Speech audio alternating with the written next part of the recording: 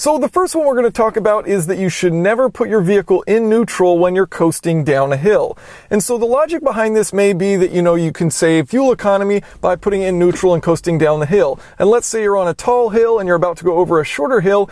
If you put it in neutral, you can gain a lot of speed and gain enough speed to go over that smaller hill without, getting on the gas. And so you can save some fuel by doing that. But the other thing is when you do have it in gear and you're coasting down a hill, modern transmissions and modern vehicles, what they'll do is they'll cut fuel to the engine. So you'll just use the wheels, which are connected to the transmission and thus the engine because it's in gear, to shut off the fuel injectors. And so the wheels will be powering the engine.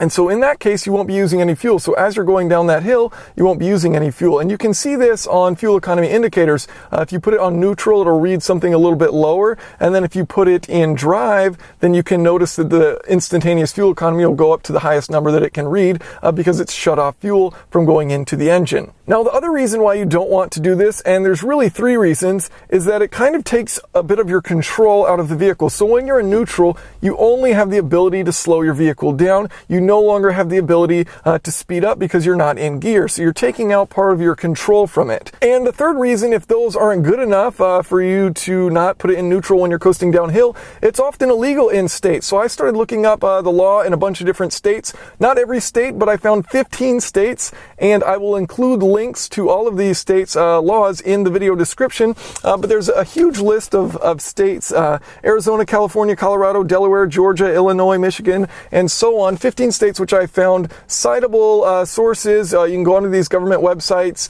and see the law where it says do not put it in neutral because you're taking yourself out of control of the vehicle. So, if those aren't good enough reasons, 1 and 2, then the third reason, it may be illegal where you live.